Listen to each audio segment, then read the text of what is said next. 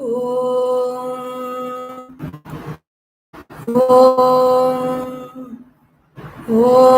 गं गणपतये नमः। ॐ सं सरस्वत्यै नमः। ॐ गुं गुरुभ्यो नमः। ॐ समस्तजनकल्याणे निरतं करुणामयं नमामि चिन्मयं देवं सद्गुरुं ब्रह्मविद्वरम् सद्गुरुं ब्रह्मविद्वरम्। ॐ श्री चिन्मय सद्गुरवे नमः। Hari Om. Welcome to the fourth evening session of Commit to Win of the IAS Motivation Series on behalf of the Chinmaya Academy for Civil Services, Puducherry Satellite Center. So today's topic is plan out your work and work out your plan. It is a good habit to think and act. Look before you leap is a very famous proverb. Even our Thiruvalluvar, who has written these Kurals on so many topics, has also written about how to do work. He says, Ennit tuniga karmam, tunindapin ennuvad enbadu edukku.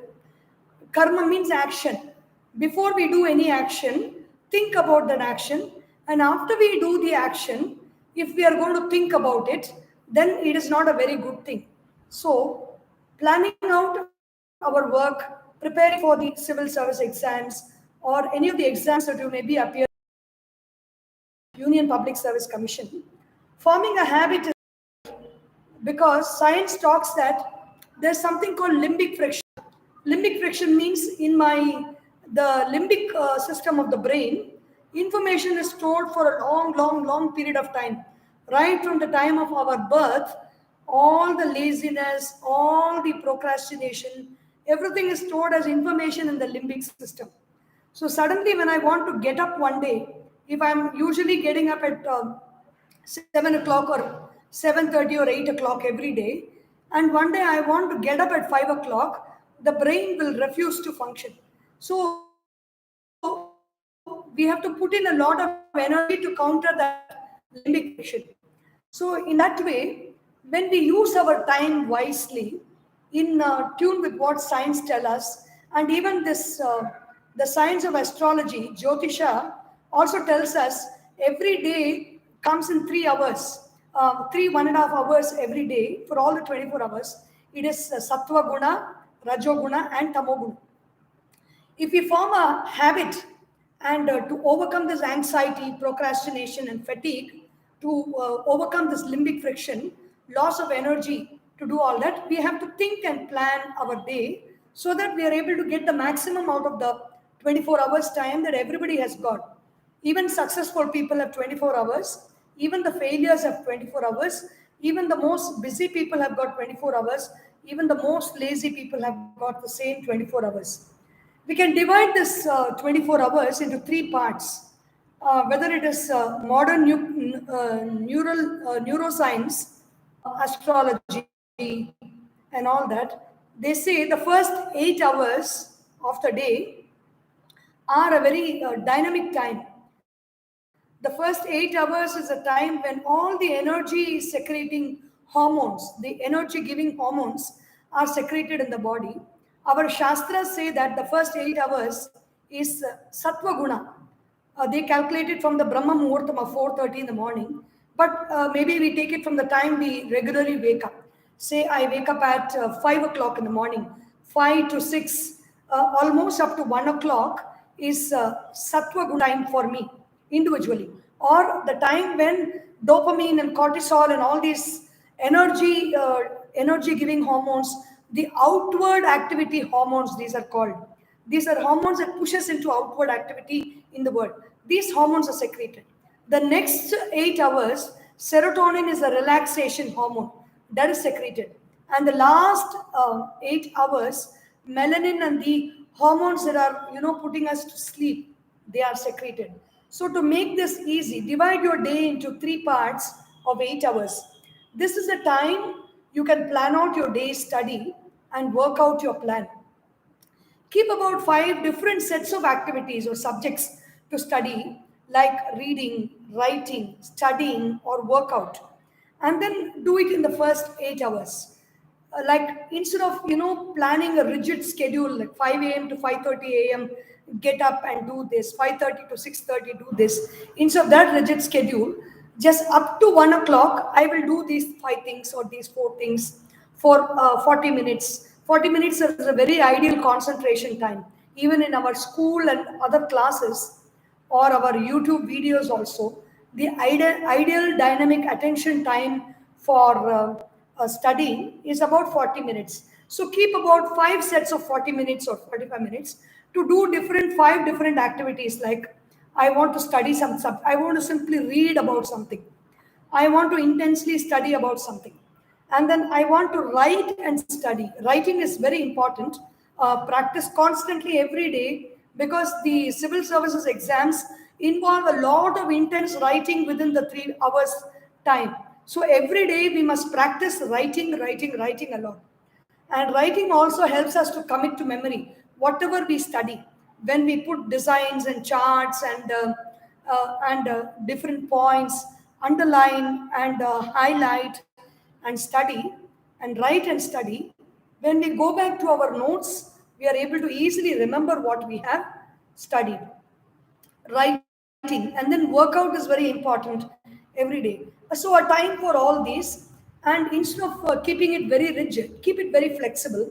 Suppose you have not done something, you can always do something else that you really love to do, and postpone this to that before 1 o'clock time, whatever. That way you will be able to complete your schedule, and it can be done in a relaxed manner also. We don't need to fret and fume and be agitated and sweat a lot about our own timetable.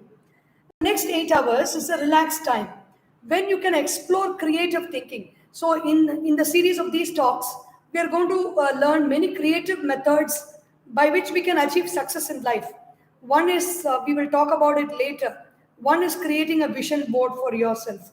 One is planning, visualization, making a vision board for your success in your undertaking, or even discussing with friends on subjects, group studies, or somewhere where you don't have total concentration on your work. You can flexibly divert your attention to other people and other situations also. The last phase of 8 hours is for preparation, rest, and resting deeply. Because when we rest deeply, only when we rest really deeply, like relaxing with music, relaxing with some kind of a comedy movie that we want to watch, basically the thing is to relax the mind completely and then slide into sleep. That be preparation next day. It helps you to get back into fresh and study the next day. So it is very important that you slide into sleep very beautifully by preparing to go to sleep, shutting out all your internet devices, the LED light devices in your room, your mobile phones, putting them off, silencing them, keeping them away from you, and then closing your eyes and going to sleep. The last phase of the 8 hours is for preparation to rest and resting deeply. The three phases have three qualities of energy. One is sattva guna, the morning first 8 hours. The next 8 hours is rajoguna. Rajoguna is sattva guna is like it's filled with brilliance, intelligence, like when the mind is very calm and the clarity of thinking is very high. Rajoguna is when you want to busily do something, physical activity, giving giving a space for the mind to mentally think about many things and do other things like dynamism, go futuristic thinking. And tamoguna is when the mind is prepared to go to sleep. Using these qualities to your advantage, you can plan out your day and breeze through. Puja Gurudev Swami Chinmayanandaji, whose scheduled activities were always in synchrony with the clock. That is, when he is speaking in a yajna, and the yajna begins at 6:30 p.m. And when Swamiji is on stage and he begins with Om, the time when the O begins in Om, you can know for sure that it is 6:30 p.m. So that is the synchrony. You don't need to see the clock to know 6:30. If Swamiji's session is at 6:30, when he begins, you can say the time is 6:30. That is what that is his commitment to time. And Gurudev, it was he who used to say this. It's a very famous phrase, and Gurudev used to quote it very often. Plan out your work and work out your plan. Let your daily goal, we have daily goals. For when you plan out the work, there is a goal for the day, the goal for the morning hours, the goal for the afternoon, the goal for the evening duration. And that career goal should be in tune with my life goal. My life goal is to serve. So I'm entering the civil services. And the career goal is to pass the civil services. And why I'm passing the civil services is to serve. So bring that service in your day-to-day goal plans. May there be breathing spaces between your rest, rejuvenation, and your planning activities. May there be, you can plan an activity, a reading session, or a writing session, or a studying session, or a listening session, or a YouTube surfing session, whatever it is, you may be planning, but let that be followed by rest, because neuroscience also says that when you intensely study something, when you intensely take up your geography or your social studies and study something, immediately don't sit down, sit on the ground a little bit, or take a look at the sky, or just look at a tree, look at the birds flying, or just simply do something else. Don't lose your concentration in talking or engaging in some external activity, but just be with yourself and spend the time after your study period. And so this will help the mind to absorb what you have studied the previous 1 hour. Failure happens in life because we do not plan before acting, or we plan too much and do nothing about it. As I said earlier, say it and do it. It is very important part of the planning. There is a time, keep a decided time. For example, I plan out the previous day and I say that from 7 a.m. to 8 a.m. or 7 a.m. to 7:40 a.m. I am going to study this subject. I plan it. It is very important that I do it, because the brain, the intellect, and the body will uh, will get into the habit of working in synchrony, because the buddhi or the intellect is called karma anusarini. Buddhi always follows action. So when you want to the body to do a particular action, you decide that, so the action I'm going to do is to study. You decide that and you sit and do. The intellect will follow that and will help and cooperate with you. But if we do not do this and we do some other action, the intellect will intensely start doing the other action, and it is not going to work out. The intellect will not support us, and especially you will get into the wrong habit of not being able to follow your plan and doing something else instead. And so we have also to be very watchful about, in modern days, in those days we did not have that problem, but in the present day you have this internet and the social media and all that.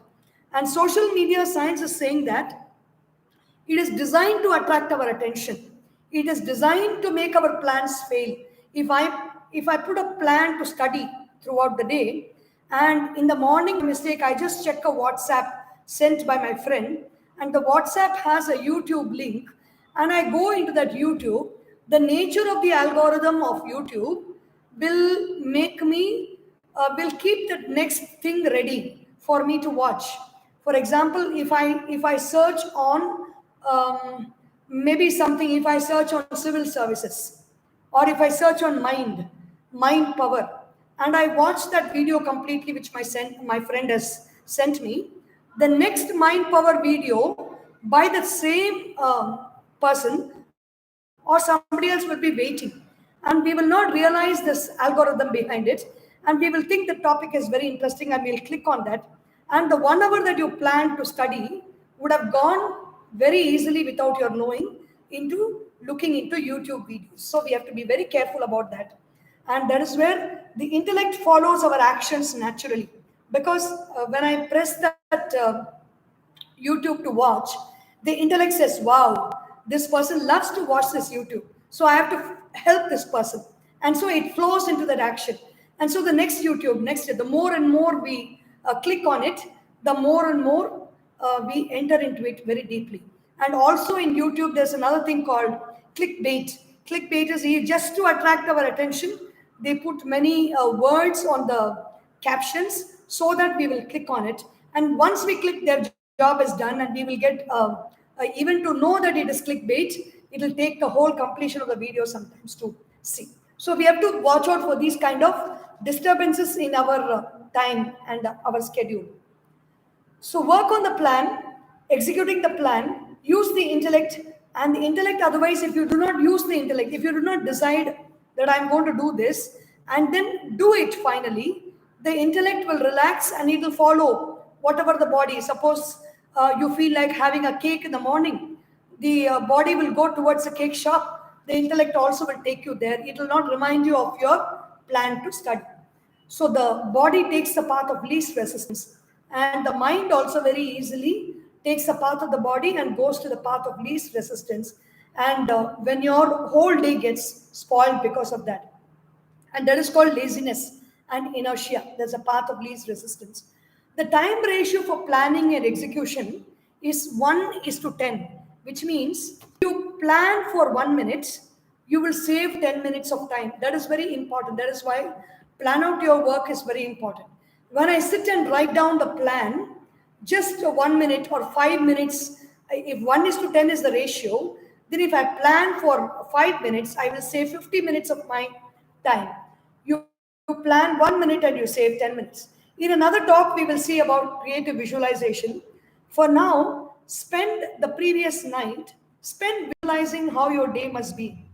Do it before you go to bed. It's very important because the last half an hour before you go to sleep and the first half an hour before you are going to wake up, the subconscious mind, or that part of the mind that is there between your throat and your waist region, the conscious mind is the top portion, the head, the top story of our body.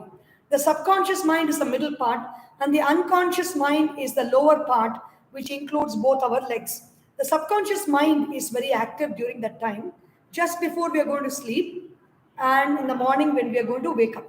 So, when you do your programming and planning right before you're going to sleep, that program and plan will stay in your subconscious mind, and even before you have to wake up, your subconscious mind will give the signal to the conscious mind to wake up in the morning. And your plan would have actually been very enriched even during your night sleep. And in the morning, very easily, very effortlessly, your plan will go as per schedule. What are the things that you will bring into your discussion in the night when you write down what time you want to wake up, what you want to see yourself doing. It can be something creative also that you can think. If you want to see yourself studying, if you want to see yourself exercising, if you want to see yourself reading, if you want to see yourself getting interested in that subject and very happily understanding a particular subject, you see yourself doing it. What do you want to hear yourself doing? That means you can hear yourself talking about the subject, you can hear yourself reading that subject, you can hear yourself discussing that subject with a friend, you can hear yourself chanting something that you want to commit to memory. And how do you want to feel throughout the day? You want to feel very comfortable and happy throughout the day doing whatever you're doing. You bring all these emotions and all these feelings into your planning. As I said, even for learning, when you bring your feeling into the learning happens very easily. In the same way, in your planning also, bring in your feeling into the planning. The first 8 hours, as soon as I wake up, how I want to feel. The next 8 hours, how I want to feel. I want to feel dynamic. I want to feel very active. I want to feel very creative. I want to visualize.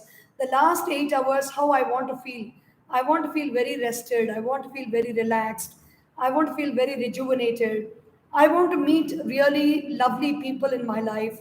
I want to gather a lot of information about how I really can succeed in my life. These kinds of visualization, you can bring it into your daily schedule of night planning. And once you do this for one day, the same thing can be repeated for every day. This visualization part can be a repeated visualization every day. Then it will become an automatic habit for you. What you want to, how you want your behavior to be, very important. When I get up in the morning, how I want to behave. Do I want to behave like I'm feeling very sleepy, or do I want to behave like I'm very alert and I'm very dynamic and I really want to feel very charged with energy and take on the day that is to come? How do I want to behave? List out the subjects to study in the night. Prioritize them in the order of importance. That means, order of importance is something very important that I have to study for tomorrow. Make that your first priority. Complete the important ones first. They say, eat the frog in the morning, meaning it is just to say that the most difficult thing that I have to tackle for the day, let me do it early in the morning when I get up. These subjects that I'm talking about in these talks, yes, it is happening under the auspices for the Chinmaya Academy for Civil Services, but it applies for every aspect of life in our planning and in our scheduling of our day-to-day activities. If your plan isn't working, take it easy and revise the plan, even during the first 8 hours. Suppose you say, I want to commit these 5 things to do, and something goes wrong. Some person in the first few days don't even imagine that your plan is going to work, because all these years we have not done any planning, and suddenly when I sit today and plan, we have to give some time for the plan to work. Just like we have to give some time for people to know us, to people to get acquainted with us, you cannot expect people to be very happy and talk to us nicely the first day we meet them. In the same way, when I draw out a nice plan, we should not really expect the plan to work. It is good to expect. But if it doesn't work, take it easy. Don't say, oh my God, I don't think this plan is going to work. This talk is very nice to listen, but it may not really happen, and don't dump the plan. Dump your laziness, dump your procrastination, dump your lack of concentration. Don't dump the plan. If your plan isn't working, take it easy. Revise the plan. Suppose 6 to 7, you plan to study something, and during that time, you did something else. The next 7 to 8, you shift that work to 7 to 8, and then you finish that, and then you take up some other subject and push this to some other time. Let your timeline be lifelines and not deadlines. See, in journalism and in media, they say, when are you going to give the story, or when you submit projects? They say the deadline for the project is this day. I always say it is not a deadline, but it is a lifeline. Your timeline is throughout the day. It is a timeline is also our lifeline. Hold on to the time. Time is your friend. Don't be rigid in planning and say, general studies, this many chapters, 9 a.m. to 10 a.m. I have to finish. And if I don't finish it, everything is gone. Struggle to finish. Reschedule it to some other time of the day also. Seek the help of friends, family, students, and other, particularly your mentors, your one mentor or many mentors that you may have. Many mentors that you may have, you can choose to, you can, one, just many mentors that you may have, you can,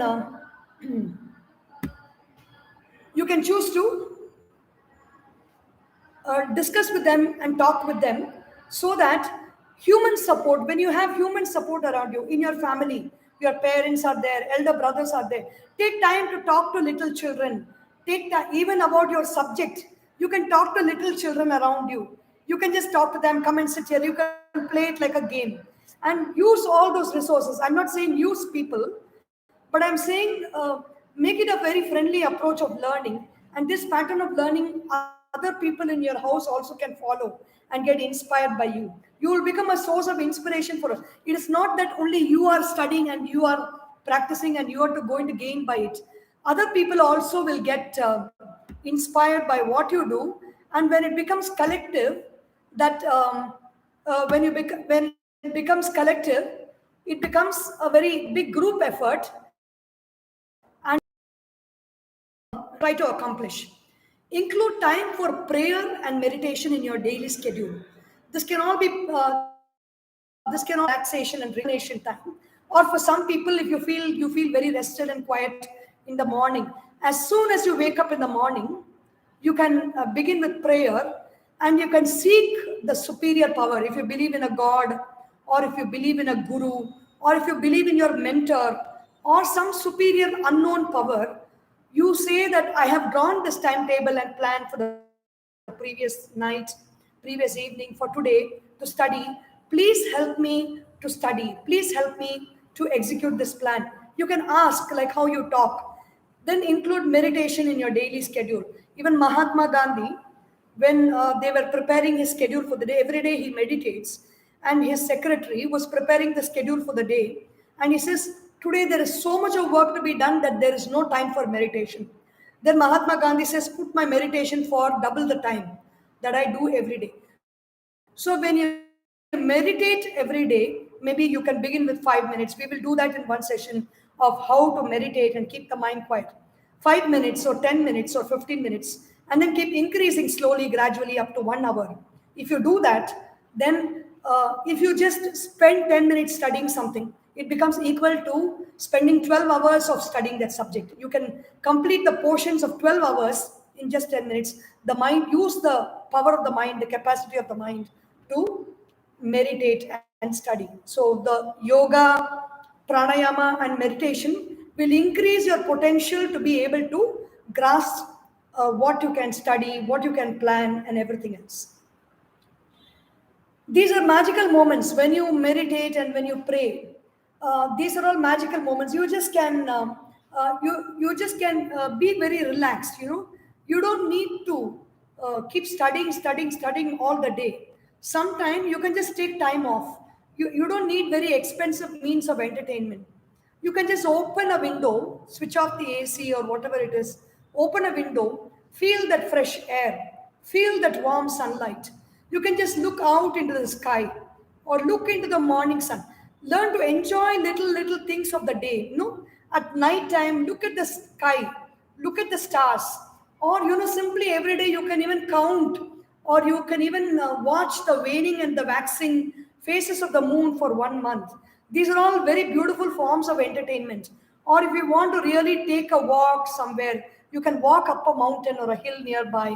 You can go to a riverside, or you can even walk into a forest, and simple methods of relaxing and entertaining yourself. At the end of the day, review the plan. And your plan might have worked, your plan might have not worked, or it might have worked much beyond your expectation, or it might be opposite to your expectation.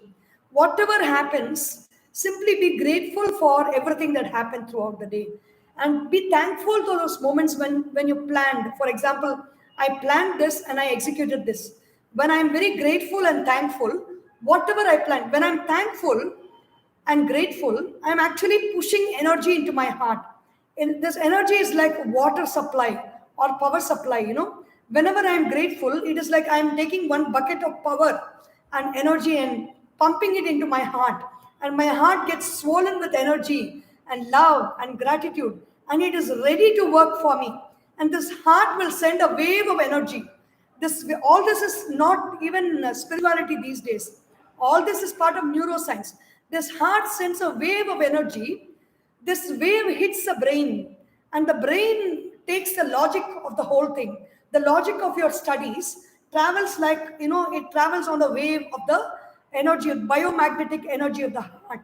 And when this logic is traveling, your intellect, it becomes very sharp, and wherever you go, your focus increases. Other people are very inspired by your presence. Other people come to help you. They seek your help and you help others.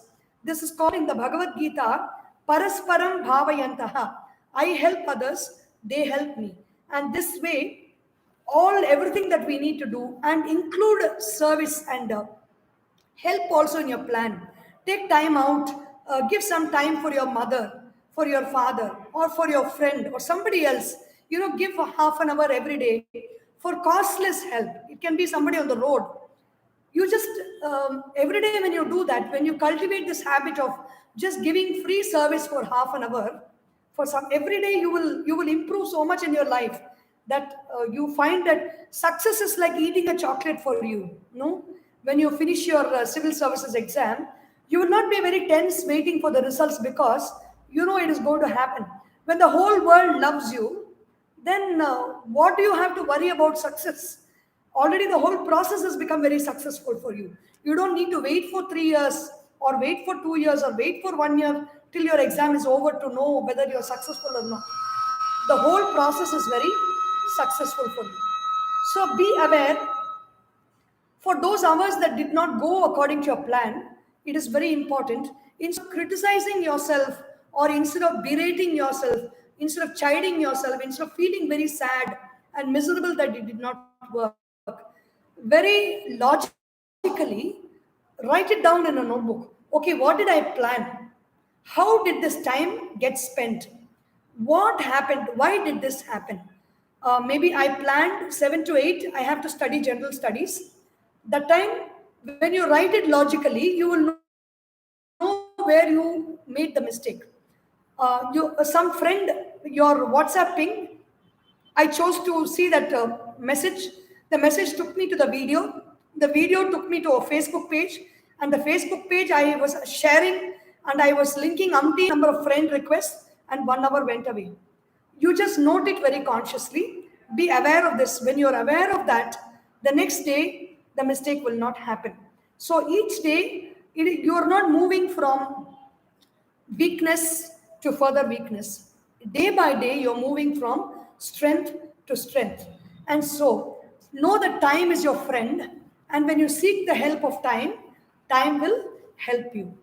Today's book is called Storm to Perform by Pujya Swami Swarupananda. Swami Swarupananda ji is the global head of Chinmaya Mission. It is a very beautiful book.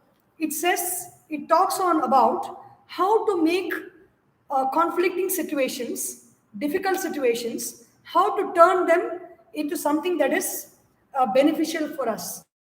It's a very beautiful book, and I just read one paragraph from that book, maybe one or two. Dynamic energy has a volatile quality which can also lead to negative encounters in some circumstances, especially when such energy is led or fueled by desire.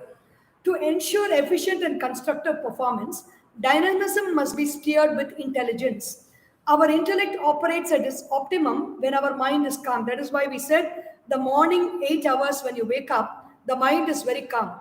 Intellect is the buddhi, and the buddhi is very sharp and very clear and focused during that time. It is calm and focused. Depth of insight is not a matter of genetics. It doesn't depend on what family you come from, whether I come from a family of civil servants or I'm a first generation learner in my family. It doesn't matter at all. It is determined by one's state and shape of mind. When the mind is consumed with anxiety, fear, prejudice, or some emotional baggage, its agitated state veils the capacity of the intellect to see things clearly. On the other hand, when the mind is calm, steady, and free of any inner noise, we discover intellectual clarity, enabling us to make the right decisions and act in the most efficient manner.